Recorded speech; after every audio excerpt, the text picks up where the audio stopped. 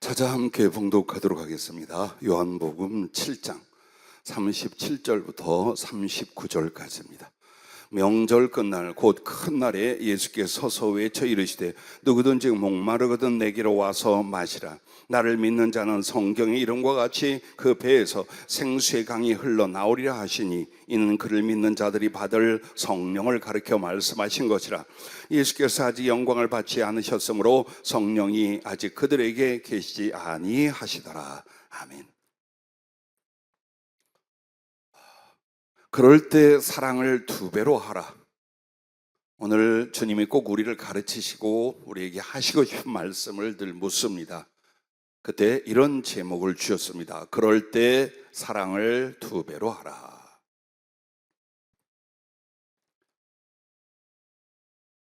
여러분과 나에게 주님이 오늘 시작부터 물었습니다. 너는 무엇에 대하여 목말라 하느냐? 네 주림과 목마름은 어디에 있느냐? 그걸 주님이 묻습니다. 우린 둘 중에 하나입니다. 세상과 육신, 물질과 인간에 대하여 목이 말라 하거나 아니면 주님, 그의 진리와 거룩한 성령, 그의 사랑과 하늘의 소망, 그리고 그 사랑을 받고 나눔. 자, 이 2가지 중에 여러분의 목마름이, 여러분의 안타까움이 어느 쪽이 더 크냐? 그걸 보랍니다. 그래서 오늘 하나님의 은혜, 주님의 사랑의 모든 것이라 할 수 있는 성령님, 그 성령이 뱃속에서 생수의 강처럼 흘러날 것이라는 건 모든 것에 대한 모든 대답이랍니다. 단지 성령님만을 말한 게 아니랍니다. 그러면 정말 누가 주님에 대해서 그 사모함과 사랑의 목마름을 갖는가? 그리고 우리는 언제 그 사모함과 사랑의 목마름을 일으킬 수 있는가? 그걸 말씀하고 있습니다.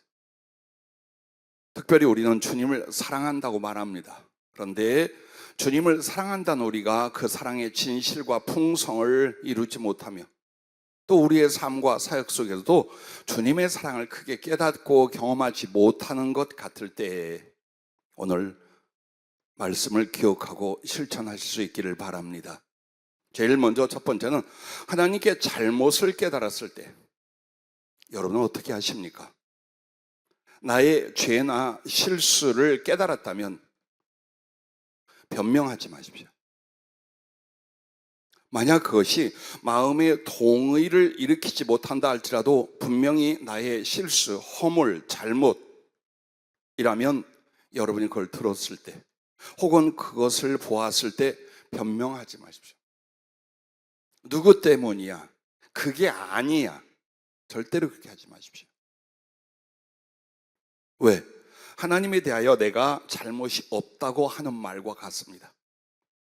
그래서 변명하거나 혹은 회개하는데 우리는 이렇게 합니다. 몇 마디 자복이나 용서를 구함으로 넘기려 하지 말라는 겁니다. 여기에서 제일 문제가 일어난답니다. 하나님 아버지, 내가 이런 걸 잘못했습니다. 이건 내 죄입니다. 나를 용서해 주십시오. 다시는 그러지 않겠습니다. 그러지 않게 도와주세요 하고 끝나요. 이렇게 하면 우리는 하나님 앞에 나의 잘못을 용서받았다. 그래서 이제 괜찮다라고 스스로 자유를 합니다. 그러므로 그 죄성과 성품과 습관이 평생에 그대로 남아있게 된답니다. 즉 우리가 하나님께 잘못이라는 걸 깨달았을 때는 은혜예요. 그것을 고치거나 치유하거나 씻어낼 수 있는 기회예요. 근데 그것을 어떻게 해서라도 변명하거나 말과 생각 따위로 회개에 가름하려고 해요. 그렇게 하면 다시 뒤돌아서면 그 죄성, 그 따위 성품, 그런 못된 습관이 여전히 우리 안에 뿌리를 내리고 있다는 것을 여러분과 나는 보던 거예요. 그래서 항상 변명을 하고 오히려 원망을 했던 게 누굽니까? 1달란트 받은 종이에요. 우리는 어쩌면 성령의 도우심과 양심의 깨달음으로 말미암아 나의 잘못이나 실수, 허물 등을 깨달았을 때에 어떤 자세를 갖느냐? 여기에서 여러분은 더 주님을 사랑할 수 있고 아니면 점점 강팍하고 굳어진 심령 상태로 여러분 나락을 치달을 수가 있답니다. 그래서 진실한 회개는 하나님께 감사와 사랑을 드리려 갑절로 행할 때라고 하셨어요. 자, 이 정도면 가품이 된다. 비교될 수 없겠지만 가품이 된다, 회개가 된다라고 하는데 이거에 2배를 하라 그 말이에요.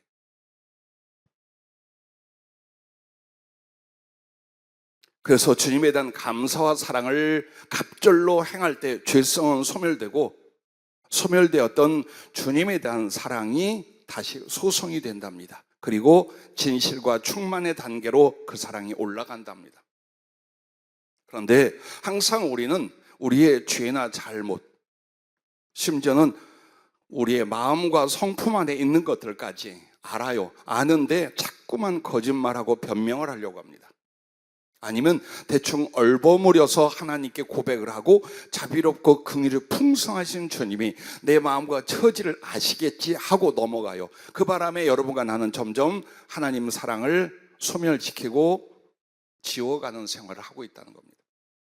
그러면 하나님의 사랑이 내게 소멸되고 있다면 그 말은 뭐예요? 성령님도 내 안에서 근심이 나아가서 그 역사와 감동이 소멸되고 있다는 뜻이에요.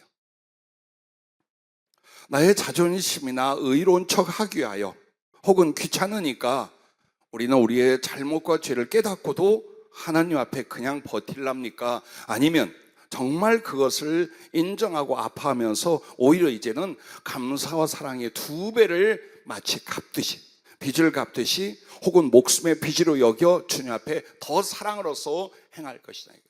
예를 들자면 이런 것들도 있어요. 여러분에게 갈등이나 다툼이 사람 사이에 일어났어요. 서운함이나 상처가 일어났어요. 누구의 잘못? 그러면 누구의 잘못입니까? 그 사람이지. 여러분이 무슨 잘못 있어요?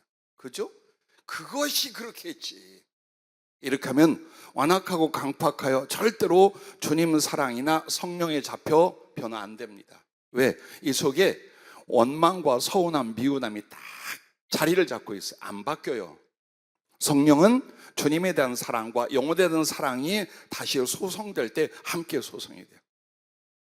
그래서 절대로 멍청하고 어리석은 게 뭐냐? 자꾸만 다른 사람에게, 다른 상황에 변명하고 원망을 돌리는 거예요. 그게 아니라 여러분이 혹시라도 내가 뭘 실수를 해서, 잘못을 해서, 저 사람은 6가지를 잘못했는데 나는 4개를 잘못했어. 그럼 따지지 말고 그 사람에게 2배의 사랑을 주는 거예요. 어려울까요? 저런 싸가지한테 저렇게 괘씸하고 저 따위에게, 아니요. 하나님께 대한 사랑이에요, 그게. 내가 만약 나의 잘못을 깨달았다면, 사람이나 관계에 대해서도 그렇다면 어떻게 알아? 주님께 사랑의 2배란 뭡니까? 그 사람에게 마치 속건제를 드리듯 2배의 사랑을 하라는 거예요. 성령이 이 제안을 했어요. 해보래요. 어떻게 여러분이 변화되는지. 그런데 그렇게 안 하는 거예요.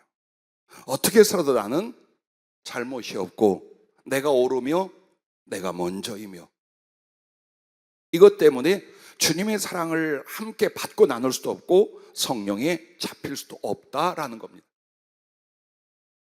삭개오가 그 실예를 우리한테 보여줍니다. 그가 바로 성전에 올라가 가슴을 치며 감히 하늘을 향하여 얼굴도 들지 못하며 나는 죄인이로소이다 울부짖던 바로 그 세리예요. 그의 기도를 듣고 주님이 그의 집 근처를 찾아가셨습니다. 예수님의 소문을 듣고 목마르고 사모하는 심령으로 나무 위에 올라가 주님을 바라보다가 눈이 마주쳐 주님이 부르십니다.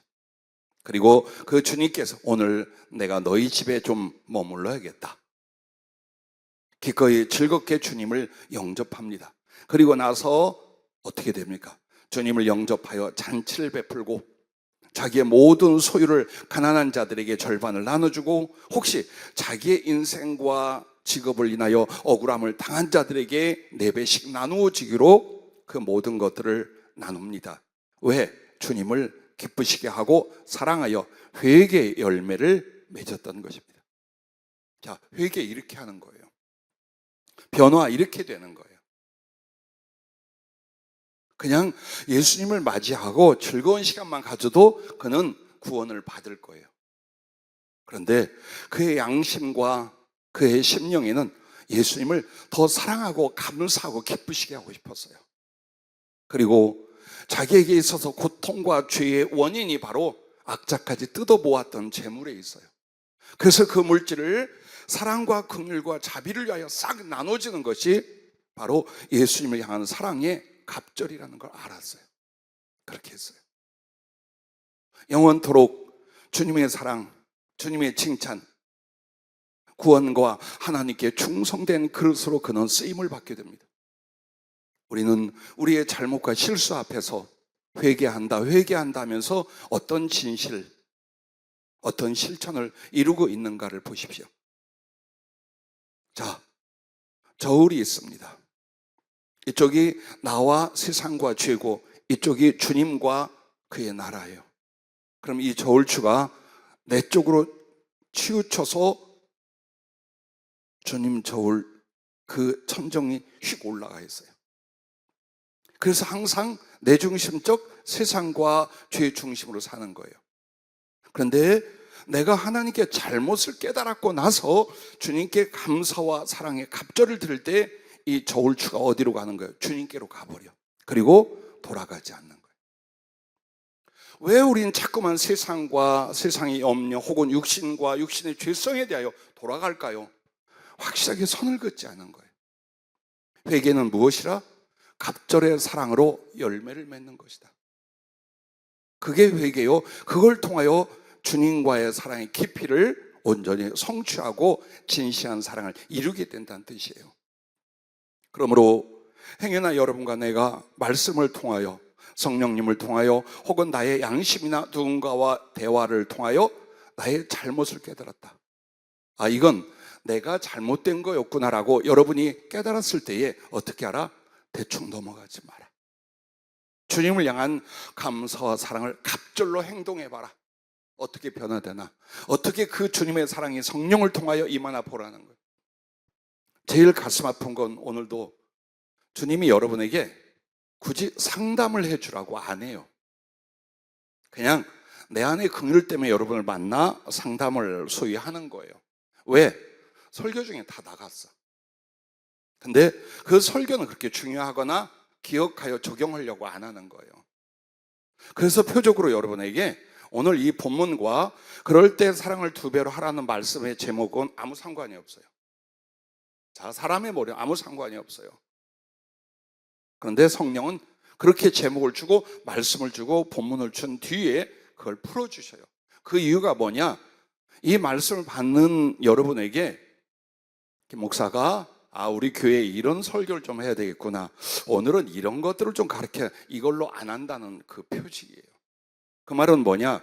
여러분을 너무나 사랑하고 잘 아는 주님이 오늘 여러분의 해결 문제를 일러주는 거예요. 지금 그 상황에서 어떻게 일어나야 되는지, 혹은 주님을 어떻게 더 사랑할 수 있는지, 혹은 그 고난과 역경을 어떻게 헤치고 나아갈 수 있는 주님의 예언이며 약속이며 지혜로 설교를 주는 거예요. 근데 그것을 받고 자기의 적용을 안 하니까 또다시 어때요? 이 일에 대하여, 이런 일들에 대하여 더 듣고 싶고 더 깨닫고 싶고 더 많이 위로받고 싶고 이런 일이 일어나는 거예요. 난 여러분의 영적 상담을 막는 말이 아니라 이미 설교를 통해서 여러분이 깨닫지 못한다면 성령의 말씀이라 상담을 해도 여러분은 안 움직입니다. 변화 안 됩니다. 약간의 순간에 위로는 받아요. 그러나 영혼의 변화는 안 일어나요. 그러므로 성령으로 상담받는 일도 여러분에게 필요하지만 제발 설교할 때마다 이거 나한테 지금 하는구나. 그럼 나는 이 말씀을 어떻게 지혜로 삼아 실천함으로 말미암아 이 주님의 계획과 약속, 목적을 내가 이룰까? 여기에 마음을 쏟고 일주를 사셔야 돼요. 그런데 애통하게도 내용도 기억을 못해요. 대부분. 아니 100% 내용을 기억들 못하셔요. 그래서 여러분에게 마치 상담을 할 때 녹음을 하라고 하는 것처럼 우리 교회는 모든 설교가 녹화, 녹음돼요. 그렇다면 여러분이 그것을 지금 이 말씀 속에서 나에게 주님이 직접 뭐라고 하시는가를 여러분이 찾을 수 있어야 돼요. 그리고 이것을 어떻게 나의 영혼과 나의 삶에 적용을 하느냐가 중요한 거예요. 기도는 그걸 위해 하는 거예요. 말씀 잡고 기도한다는 게 그날 뭘 얘기를 했는가? 그러면 거기에 대하여 나를 비춰보면서 점검하며 이 말씀을 나의 심령과 삶에 어떻게 적용하고 순종할 것인가? 그걸 통해 주신 말씀이 지혜뿐만이 아니라 성취되는 역사가 여러분에게 일어날 것을 믿으시기 바랍니다. 할렐루야. 자, 두 번째는 고난과 어려운 때입니다. 여러분에게 고난이 있고 이것이 지체가 되기 시작을 해요. 빨리 끝나고 하나님의 계획이나 기도에 대한 응답이 빨리 성취되면 좋겠는데 고난이 지체가 되고 어려움이 계속 우리에게 있어요. 자, 무슨 때인가요 이게? 재수 없는 때? 하나님이 연단하시는 때? 이게 무슨 때인가요? 그때 대부분 우리는 이걸 봅니다. 낙심하거나 염려하거나 원망으로 우리의 믿음과 심령이 무너지거나 굳어져 갑니다. 그런데 여러분 아셔야 돼요. 하나님이 내가 원하는 일들과 여기서 벗어나고자 하는 상황에 대한 책임이 있으신가요? 하나님이 이것을 책임지셔야 하고 해결해 주셔야 될 의무가 있느냐 이 말이에요. 여러분 이런 말 하지 마세요. 하나님이 주신 고난이다라고 말. 아니요. 자기가 자초한 고난이에요. 여러분이나 나의 인생에 하나님이 여러분을 때린 적이 있습니까? 다리를 건 적이 있습니까? 잘 가는 사람을 넘어뜨린 적이 있습니까? 한 번도 없어. 어떻게 해서도 붙들어주고 도와주고 은혜를 베푸시려고 하시지 잡아뜨리고 넘어뜨리고 고통 주고 고난 주고. 성경에 나오는 그 문장 때문에 여러분들이 하나님이 내게 고난을 줬다고 생각합니다. 그렇지 않아요. 우리에게 있는 예를 들어 질병을 봅시다. 그거 누구 책임이? 하나님이 집어넣었어요? 바이러스나 상황을? 하나님이 자동차를 그쪽으로 밀어서 사고 나게 했어요? 아니잖아요. 내가 나를 관리 못해서 일어난 일들이고 또 세상이 악하여 혹은 세상의 시스템이 내가 원하는 대로 되지 않아 일어난 고난, 역경, 환난, 어려움이라 이 말이에요. 근데 왜 하나님께 여러분은 입을 내밀고 있어요? 입을 내민다는 게 뭡니까? 하나님이 빨리 이걸 해결해 주지 않는다고 염려가 낙심이 되고 낙심이 은근히 원망이 되기 시작하는 거예요. 경험 있지요? 경험들 하시지요? 왜 그렇습니까? 왜 하나님이 여러분한테 그걸 해야 돼요? 살려준 것만 해도 감사한데 믿음 주신 것만 해도 감사한데 왜 내가 저지른 일들과 혹은 내가 감당할 모든 일들을 그분이 책임을 져야 되냐 이 말이에요. 이 생각 때문에 하나님에 대하여 우리가 낙심과 원망이 일어나거나 혹은 늘 염려하고 걱정하고 괴로워합니다.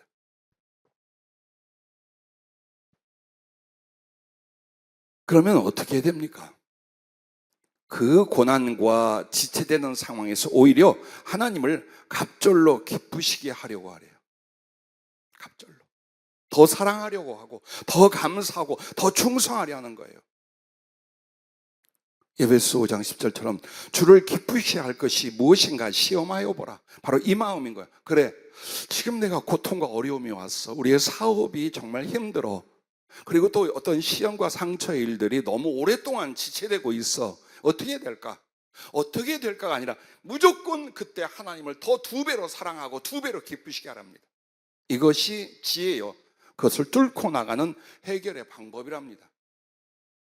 아마도 이런 상황들을 많이들 겪고 계시고 또 일생에 많이들 당해보셨을 거예요. 그때 어떻게 했습니까? 지금은 어떻게 하고 계십니까?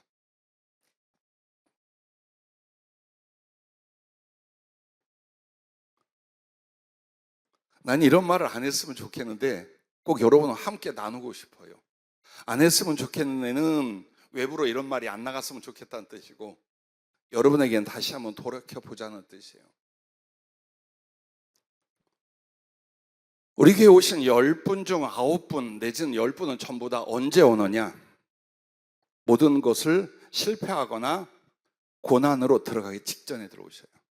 어떻게 보면 인생에 막바지인데 본인들은 모르거나 알거나 하는 분들을 성령이 보내셔요. 그리고 나서 이제 터지기 시작합니다. 그런데 이미 주님 어떻게 했어요? 이 모든 일들의 내막을 성령으로 말씀하고 약속하고 가르치고 예비하고 계셔요. 그래서 어떤 상황이 어느 기간 동안에 꽤 내가 괜찮은 줄 알았는데 와서 자리를 잡으면서 우리의 실패와 실수 혹은 잘못과 부족함이 드러나기 시작을 합니다. 그리고 뒤 따라오는 게 상처나 역경과 환란이 되기도 합니다. 나는 어느 분에게서 그게 아닌 소위 잘 나가고 평안한 가정 혹은 그런 성도님을 지금까지 사역 중에 만나본 적이 없어요. 복이지 뭐. 그래서 아마도 나나 여러분이 성령의 은혜, 말씀을 어느 누구보다 더 많이 받을 수 있었고 하나님의 사랑도 그 거룩한 계획과 섭리 그리고 약속도 우리는 충분히 받는 이유 중에 하나가 우리는 무너지기 직전의 사람들, 고난과 역경 속에서 헤어나오지 못한 상황의 사람들이었어요. 그때에 지금 어떻게 할 거냐예요, 여러분과 나에게. 인간적인 수단 방법을 쓸 거냐, 고집을 부리며 살 거냐, 아니면 까짓거 죽어버리지 하고 낙심과 강팍함으로 계속 버틸 거냐. 그렇게 하지 말라 이 말이에요. 왜? 더 길어져. 하나님의 손이 얼만큼 냉철할 때 냉철한가를 여러분이 아셔야 돼요. 진짜 하나님이 두렵다는 말을 하기까지 여러분은 계속 갑니다. 지극히 크신 사랑과 긍휼의 하나님이지만 우리의 잘못된 행동이나 습관이나 성품과 기질, 이걸 고치려고 할 때는요, 피도 눈물도 없어 보이는 그런 상황들이 닥치게 돼 있어요. 그래서 지혜로운 성도는 어때요? 거기까지 고집 부리고 가지 마. 네가 뭔데 하나님 앞에 그러고 살아 라고 생각하셔야 돼요.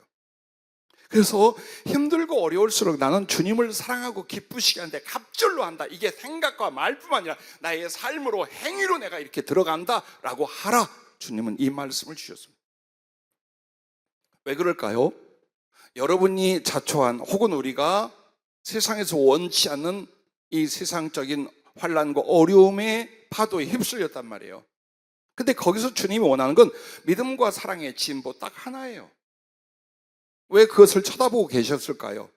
혹은 왜 그것을 좀 더 바라보고 계실까요? 싹 건져버리면 될 텐데 주님이 원하는 건 약하디 약한, 삐뚤어질 대로 삐뚤어진 여러분과 나를 주님께서 믿음과 사랑의 진보, 그 거룩한 성장을 위하여 이 모든 것들을 사용하셔요. 그래서 여러분이 어떤 고난과 역경이 나로 인하여 왔던, 세상을 인하여 왔던지 간에 그때 어떻게 하라? 주님을 향한 사랑을 갑절로 행하라 그 말이에요. 더 하라 이 말이에요. 더 기쁘시게 하라. 더 주님이 사랑하는 일이라면 내가 그렇게 하는 거예요. 그걸 통해 여러분 어떤 일이 벌어집니까? 큰 영적 성장을 이루게 됩니다. 그렇게 하면서 동시에 주님께서 여러분을 인하여 감동하시게 된답니다. 즉 기쁘시게 한 거예요. 그래서 그때 주님은 여러분의 상황을 반전시켜주거나 할 수 없는 일을 할 수 있게 만드는 게 뭡니까? 기적이에요. 그래서 하나님의 기적은 언제 일어난다? 당신의 마음에 큰 감동이 일어날 때랍니다. 쟤는 조금 더 믿음을 연단하고 쟤는 조금 더 사랑을 키워야 될 텐데 할 때는 어때요? 불쌍해도 꾹 참고 계셔 주님이. 그런데 꽉 와서 저렇게 어려운데도, 저렇게 힘든데도, 지칠 대로 지치고 낙심할 대로 낙심할 수밖에 없는데 쟤는 오히려 나를 더 사랑하네. 여기에 이제 주님의 가슴과 눈물이 일어나는 거예요. 그래서 그때 바로 자연적인 환경과 법칙을 뛰어넘어 하나님께서 이걸 이쪽으로 옮기고 안 될 걸 되게 하고 작은 걸 크게 하고 없는 걸 있게 만드시는 거예요. 그래서 하나님의 기적은 그의 절대적인 기뻐하심에 감동이 있기 전에는 안 일어나요. 혹은 바랄 수 없는 긍휼로 말미암아 하나님의 계획을 실천하기 위하여 기적은 일어나요. 그래서 여러분과 내가 지금 하나님 외에는 이걸 해결할 분이 없고 이것을 하나님께서 정말 은혜로 베풀어 주시지 않고는 내가 뚫고 나갈 수가 없어요. 그때에 낙심하고 머리 쓰고 고집 부리고 하지 말라는 거예요. 그래, 못다한 사랑을 더하자. 이런 말 잘 쓰잖아요. 이래도 죽고 저래도 죽고 그냥 확 주님이 죽자.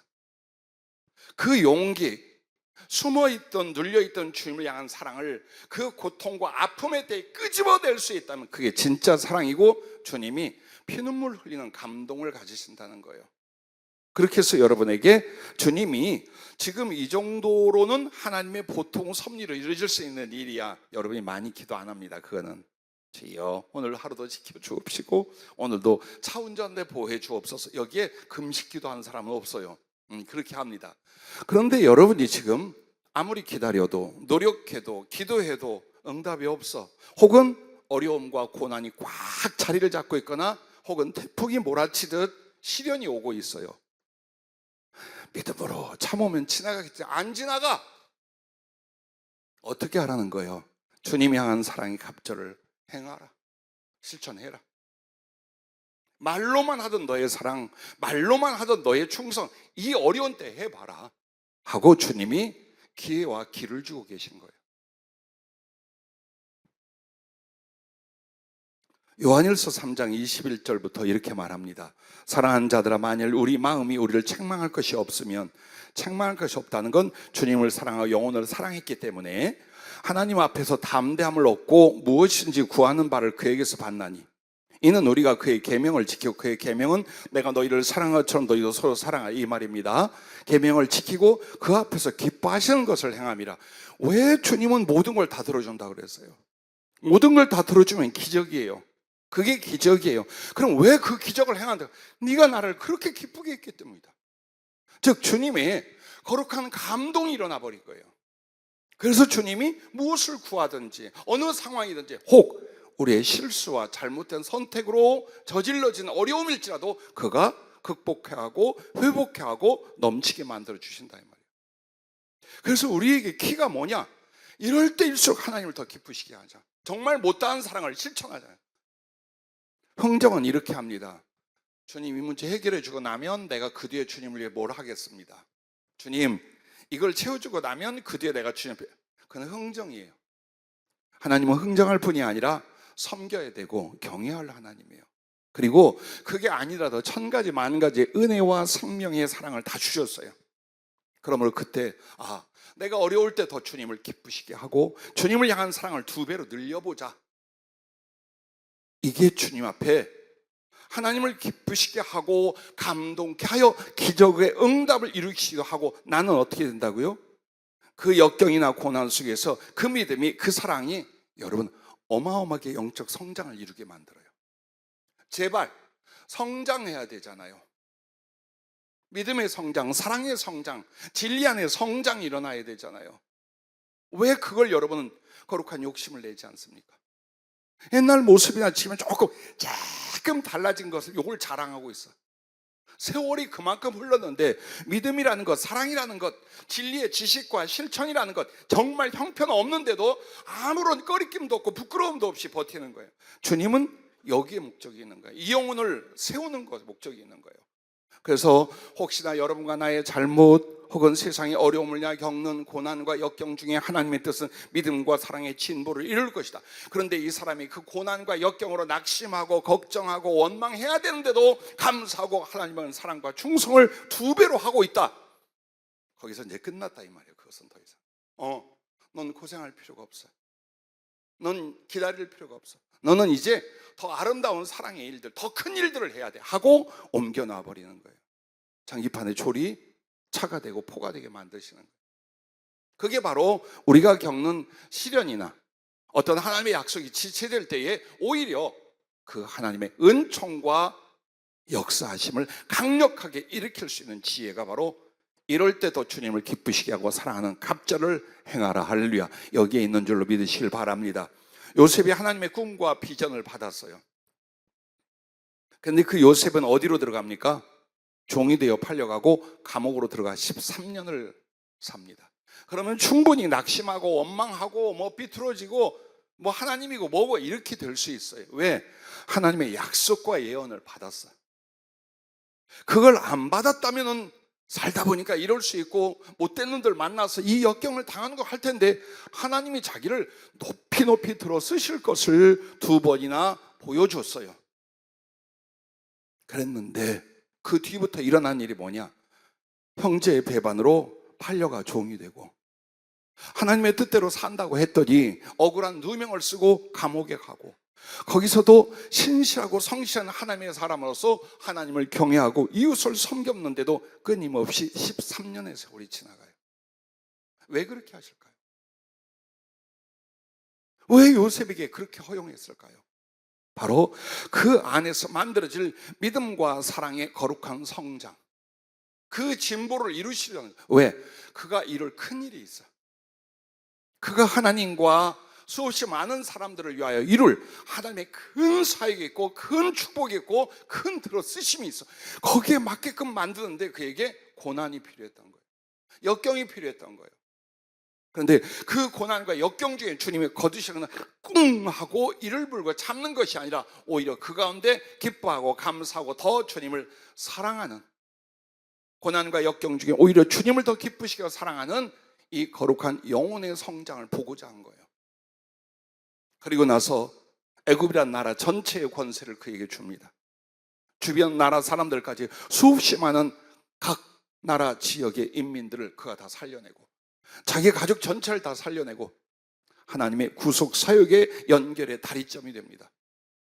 자, 이렇게 큰 일과 아름다운 일들을 위하여 그에게 어린 소년이지만 비전과 꿈을, 중심과 미래를 보고 주셨어요. 그러나 그 과정에 뭐가 필요했어요? 진짜 믿음과 진짜 사랑이 필요했던 거예요. 이게 자라나야 됐던 거예요. 맨날 지걱정하고 자기 위해 사는 사람이 하나님의 어떤 일을 해요? 하나님의 어떤 일을 하겠습니까?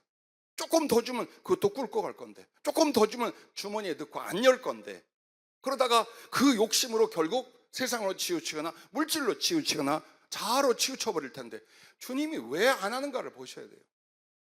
왜 우리에게 할 일이 많은데 빨리 문을 열고 길을 열고 안 해주십니까? 네 믿음이, 네 사랑이, 때로는 네 겸손이 혹은 네 순종이 조금 더 자라나야 돼. 근데 그게 어디서 되느냐? 주고 베풀어 줬을 때는 안 돼요. 왜? 아쉬울 게 없어. 그리고 하나님이 자기를 엄청 칭찬하고 사랑한다 생각하여 안 바꿔요, 자기를. 그런데 고난과 역경이 조금만 지혜를 갖는 사람이란 압니다. 여기서 내가 뭘 어떻게 해야 되는가를. 근데 그 대답이 오늘 우리의 사랑을 2배로 들려라. 주님을 향하여 네가 가난하냐? 네가 고통을 받고 있냐? 네가 시련을 당하고 있냐? 그럼에도 주님을 향한 사랑의 갑절이란 최고의 믿음을 갖고 오는 거예요. 최고의 믿음과 감사를 끌어낸 거예요. 그것은 그때 순간으로 끝나는 게 아니라 영혼 안에 세워지는 기둥이 되고 터가 되는 거예요. 이 사람은 더 이상 그 믿음, 그 사랑 이하로 떨어지질 않아. 쑥 자라나요. 어떤 시련이 오나 유혹이 오나 큰 사역을 맡겨주든지 믿음이 떨어지고 사랑이 식어지지 않는 상태로 가게 된다는 겁니다. 그렇게 해서 주님은 바로바로 문제들을 해결하고 하나님의 응답과 역사가 일어날 뿐만 아니라 그 어려움의 과정을 지난 뒤에 이제 하나님의 들어쓰심이 아주 장대하다, 아주 깊고 능하다, 이것을 사모할 수 있기를, 그리고 믿을 수 있기를 주의 이름으로 축복합니다. 우리가 잘 아는 사무엘상 25장에 보면 다윗이 이 나발과 아비가일 집에 잔치 중에 자기 군대가 좀 얻어먹을 수 있는 부탁을 하죠. 평소에 그들을 잘 도왔기 때문에 그 선대한 것 때문에 잔치 때 기분으로라도 약간은 베풀 수 있는데 나발은 아주 미련하고 악한 자였어요. 그래서 정말 저주하고 험악한 욕으로 모욕을 해서 쫓아버립니다. 한마디로 다윗의 진노를 머리 꼭대기까지 일어나게 만들었어요. 그때에 아비가일이 급히 쫓아가서 그 다윗을 진정시키고 오히려 다윗의 기쁨과 칭찬을 끌어내요. 그리고 모든 문제를 원활하게 만들어. 여기서 다윗을 주님으로 한번 생각해 보래요. 그리고 아비가일을 우리를 자신으로 한번 적용해 보랍니다. 자, 주님이 나 때문인지 세상 때문인지 진노하셨다 혹은 침묵하신다. 그래서 나에게 돌아온 여파가 마치 파도가 치고 태풍이 물어온 것 같다.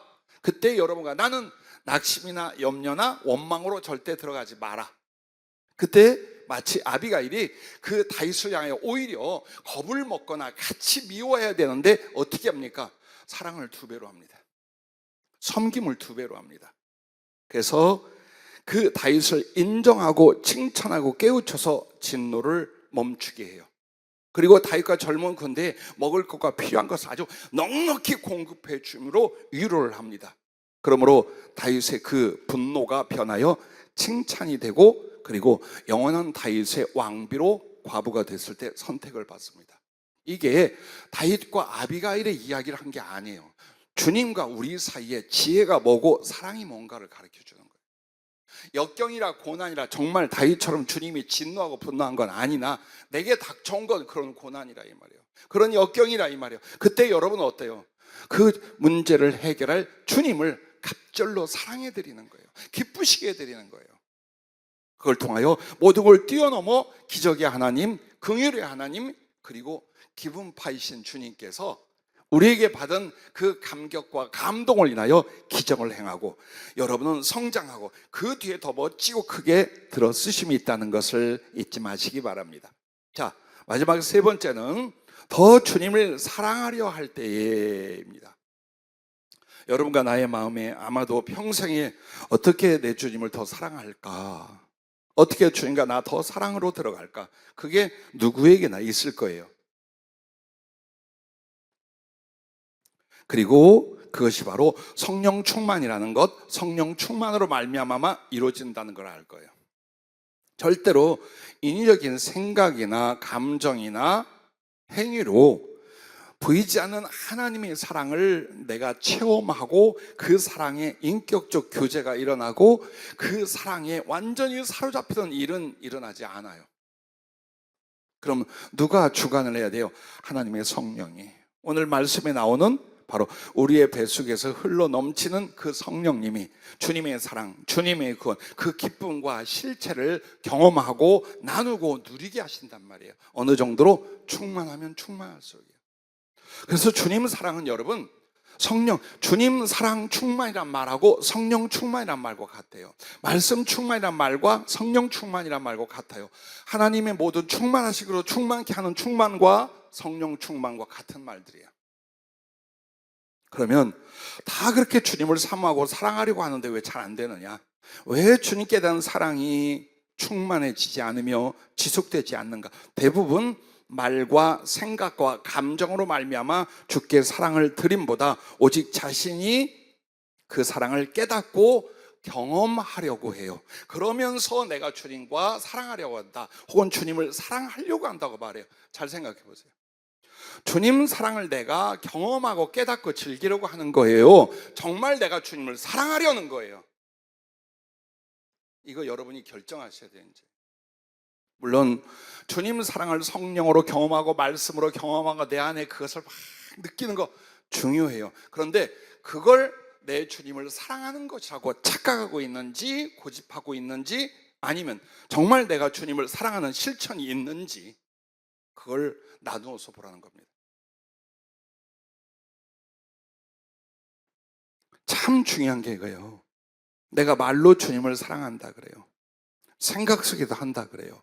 그리고 감정으로 그걸 일으키려 해요. 근데 이게 가만 생각해 보면 정말 주님을 사랑해 드리기 위한 건가? 아니면 내가 그 주님의 사랑이라는 것을 경험하고 느끼고 누리려고 하는 것인가? 이 부분을 지금 말하고 있는 거예요. 그래서 이런 경우를 이렇게 비유를 해 주셨어요. 그것은 마치 주님께 사랑하기 위하여 불을 달라고 했어요. 그래서 불을 줬어요.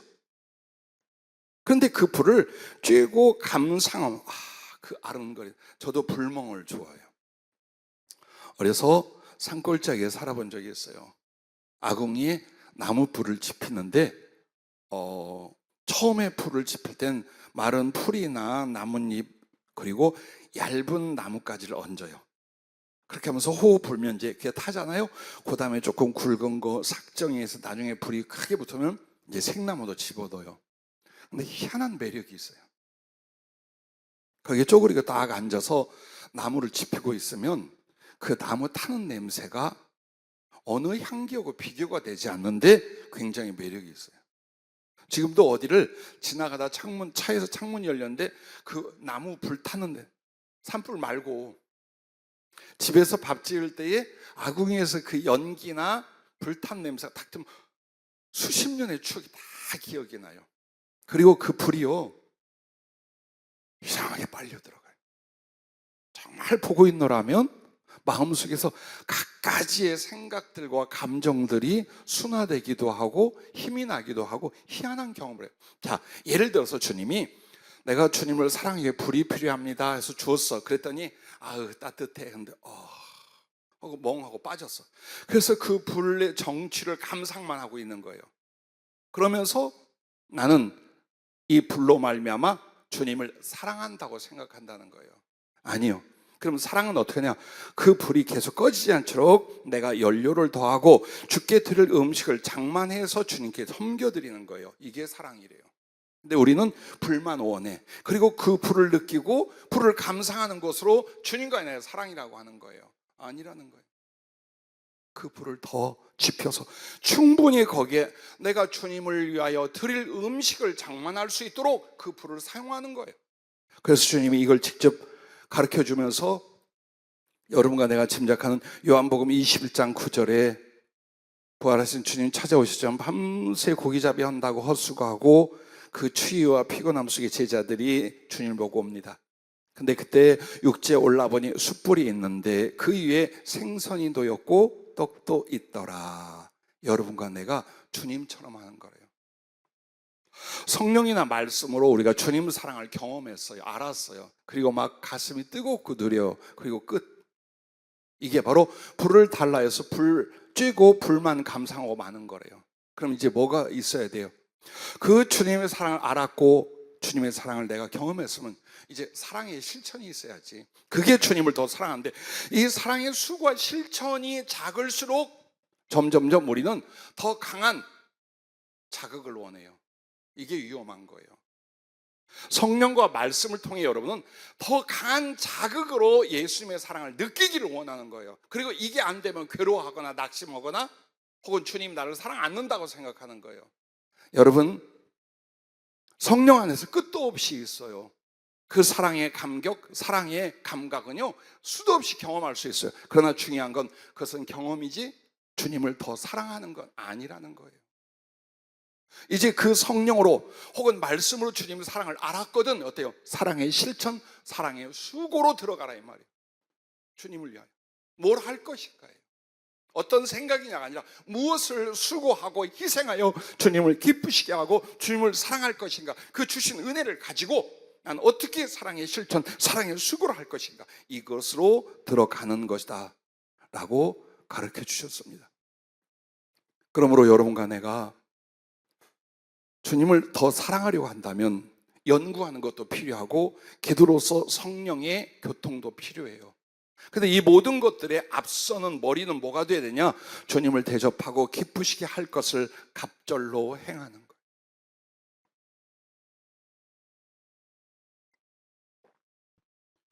구하라 그리하면 주실 것이요 찾으라 그러면 찾아질 것이요 두드리라 그리하면 그에게 문이 열릴 것이라는 말씀 마태복음 7장 7절부터 쭉 11절까지 그렇게 약속해요. 그리고 12절에 이렇게 말합니다. 그러므로 무엇이든지 남에게 대접을 받고자 하는 대로 너희도 남을 대접하라. 이것이 율법이요 선지자니라. 예, 사람들에게 긍휼이나 자비나 멋진 섬김을 베풀라는 말씀이에요. 그러나 먼저 누구에게 구하라 했어요? 주님께.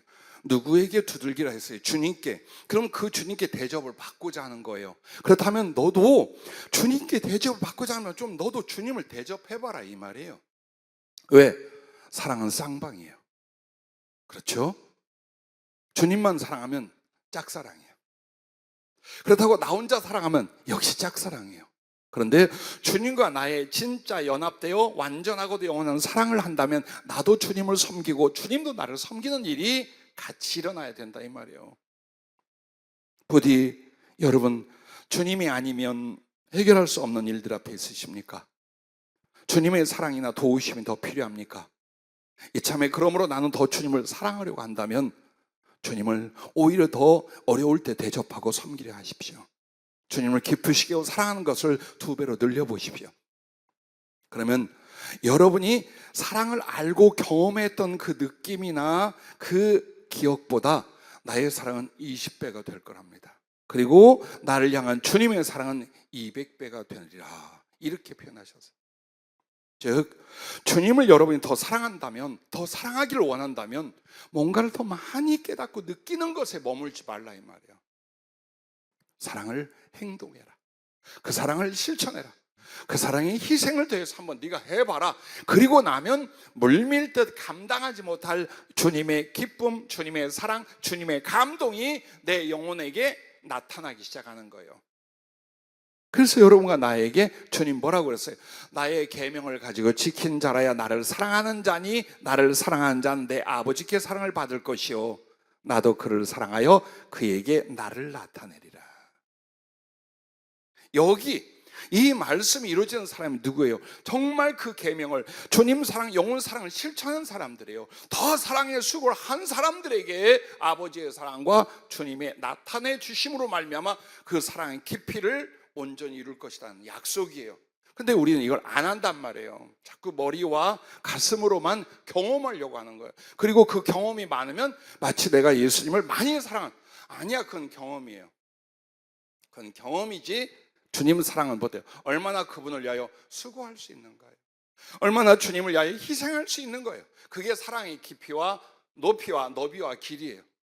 근데 그것을 어떻게 억지로가 아니라 우러나는 가슴으로, 내가 주님을 위해 왜 이걸 못해? 이 작은 것으로 내가 주님을 기쁘시게 할 수 있다면 이걸 수고라고 하고 이게 힘들다고 내가 말할 수 있어? 이게 아깝다고 해? 이렇게 주님 만들어가는. 그리고 나서 여러분이 자기를 보게 되는 거예요. 아, 부족하지만 지난날보다 요즘 내 사랑이 더 자랐구나. 무엇을 봐서? 나 주님을 위해 더 어려운 거 할 수 있어. 주님을 위해서 더 고난 참을 수 있고, 주님을 위해서라면 이거 목숨 하나 얼마든지 드릴 수 있어. 거기까지 가고 그 삶을 이뤄가면서 여러분 어때요? 정말 예수께 대한 사랑이 깊어지고 커져 있는 자신을 보게 되고 주님이 그것을 인정할 것이다 라는 것을 잊지 마시기를 바랍니다. 막달라 마리아를 보십시오. 마리아는 생각과 말로만 주님을 사랑하는 바리새인 시몬과 달라 주님이 향한 사랑을 행동으로 나타냈습니다. 그거 바리새인 시몬이 했어야 돼요. 자기 집에 모셔다가. 근데 한 죄인이라 막달라 마리아와 추증된 이 여인이 어떻게 합니까? 주님께 감히 가까이 나가요. 그리고 그 발을 붙들고 얼마나 펑펑 울었는지 그 눈물로 주님 발을 씻고 머리털을 풀로 닦아드리고, 그리고 가장 소중한 분, 가장 존귀한 분에게 드리기 위한 자기의 모든 것인 그 옥합을 깨서 향유를 부어드리고 그 발에 입 맞추기를 쉬지 않았다. 마음이 다 쏟아졌어요. 그리고 행위와 물질까지, 장래에 대한 소원까지 다 거기에 쏟아진 거예요. 그래서 주님이 저의 사랑함이 많도다. 그 전에도 알았단 말이에요. 귀신 7을 쫓아냈고 따라다니고 알아. 근데 정말 주님이 네 사랑함이 많도다라고 인정한 건 그 사랑의 섬김과 행위 뒤에 주님이 선포를 해주잖아요. 그만큼 사랑이 커졌다는 거예요. 우리도 마찬가지예요. 주님을 위한 사랑의 섬김, 사랑의 행위, 사랑의 수고 없이 이 사랑이 자랄까? 안 자란다 그 말이에요. 사도 바울은 주님과 교회를 핍박하고 폭행하던, 그래서 스스로 주인의 교수였습니다. 그런 자기에게 주님 주신 사랑을 갚기 위해서 남은 인생을 주님께 기쁘시게 하고 주님의 소원을 따라 영혼 구원을 위해서 목숨을 바쳐 복음을 전합니다. 예, 고난과 그리고 가난, 희생이 계속 이어집니다.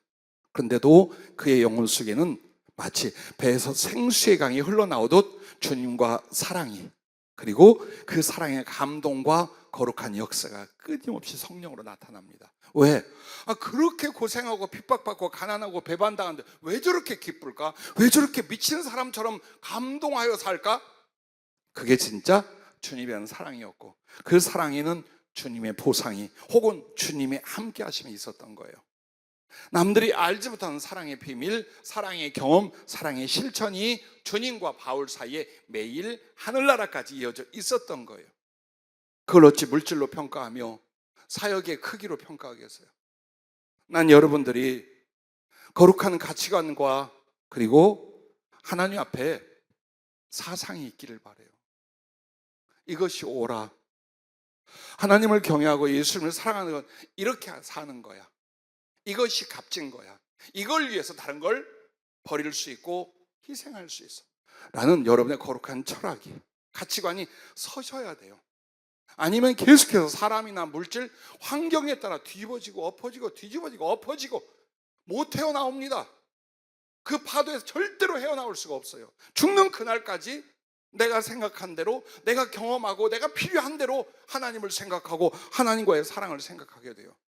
그러다가 끝나요. 그러나 성경을 통하여 주님이 가르쳐 주신 사랑이 무엇인지, 이럴 때 무엇을 하는 것이 더 가치 있는 것인지 그걸 배웠거든 그대로 내 안에 기둥처럼 세우는 거예요. 남들은 어찌하든지, 많은 교회와 크리스찬들이 어떻게 살아가든지 나는 이렇게 주님을 사랑하고 이렇게 희생하고 이렇게 죽으리라, 이것을 기뻐하리라.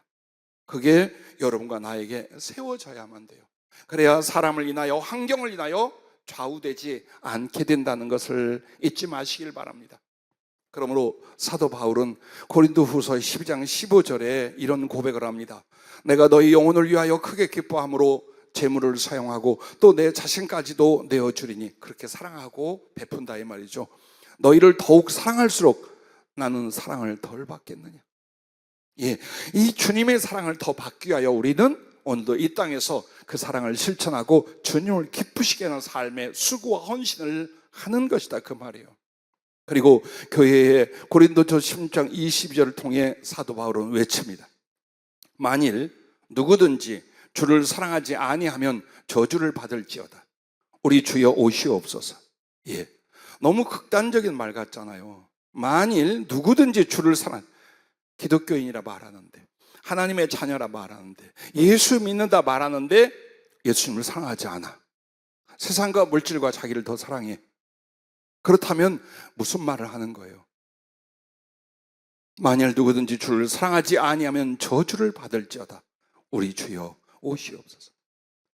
아주 당연하고 마땅하게 외치는 이 외침과 고백을 보십시오. 우리가 가야 할 길과 주님을 향한 사랑이 무엇인가를 더 가르쳐주는 말씀입니다. 그러므로 누구든지 목마르거든 내게로 와서 마시라고 합니다. 오늘 여러분에게 요한복음 7장 37절부터 39절 말씀을 왜 주님이 그럴 때 사랑을 2배로 하라 라는 말씀 주제와 내용과 함께 이것을 본문으로 주셨는가, 저도 처음에는 한참 망설였어요. 어떻게 이걸 연결한대? 근데 주님이 옆에서 이렇게 말씀을 하셔요. 누구든지 목마르거든 내게로 와서 마시라는 말씀에서 내게, 즉 주님께 와서 주님을 마시기 위하여 주님께 엎드려야 하고 입맞추게 된다. 그것이 바로 주님에 대한 사모함이며 사랑의 가슴과 행위라고 하셨습니다. 마치 여러분이 목말라 죽겠어요. 산에서 아마 산을 헤매어 본 분들 알아요. 정말 산 위에 올라가면 마실 물이 없어요. 근데 어느 쯤에 낙엽 사이에 물이 조금 샘물이 있어요. 그런 곳들이 바위 틈에 있어요. 그러면 그 샘을 마시기 위해서 나는 도구도 없고 펌프도 없어. 어떻게 돼요? 무릎을 꿇어야 돼요. 그리고 마치 그 물에 입을 맞춰야 돼요. 주님은 이걸 사용하시는 거예요. 내게 와서 마시라. 너희가 그 마시고자 하는 그 마시는 내용, 그 물이 뭐냐? 나다. 곧 나다.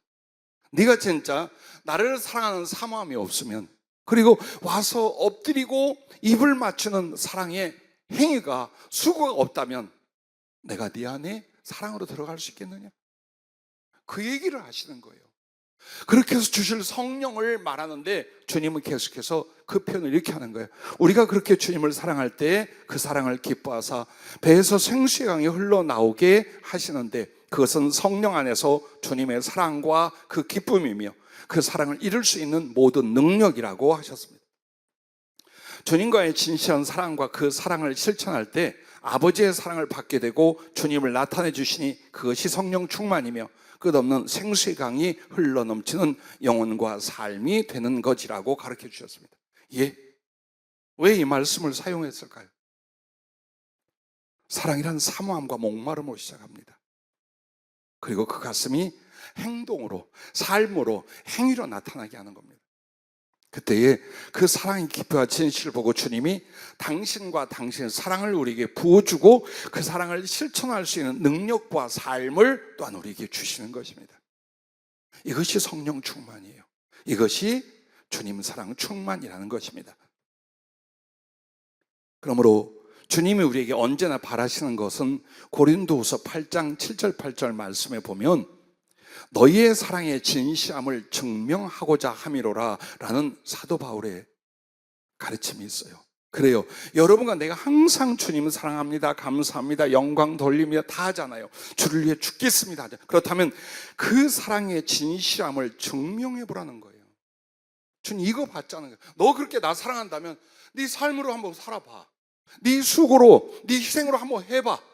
나 정말 그게 필요해. 나 그거 보고 싶어. 그게 주님의 가슴이에요.